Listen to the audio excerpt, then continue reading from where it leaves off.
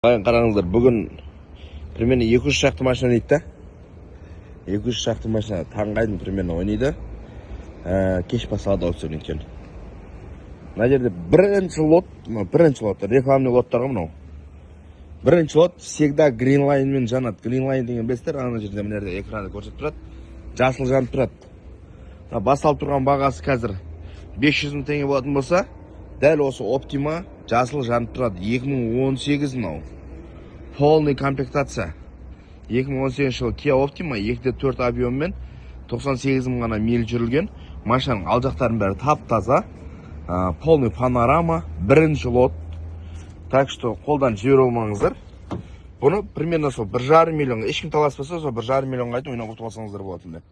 Орталарын көрсіз ғой, даже арты терлетпейтін мынандай несімен, велюр салонымен, даже жандары кожа салон, плавающий сиденье, бәрі бар. Короче, не керек? Әдемі, айырбақтар тап-таза. Осыны әппақ түсте Kia Optima автокөлігіміз. Powertrain не десеңіздер? Powertrain только мынау артқы вамперін ғана қойсыздар, болды, басқа дым керек емес. Осы ғана Powertrain'есі.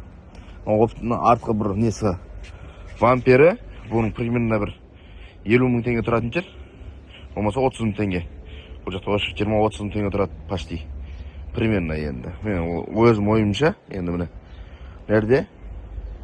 Құдай қаласа осы ғана Powertrain'есі екен ғой, міне болды екен ғой. Басқа дым емес екен ғой, міне өзінің оригинал титан дистермен тұр.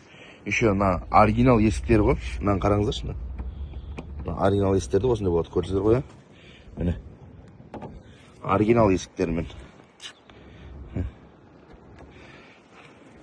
Әдемі вариант.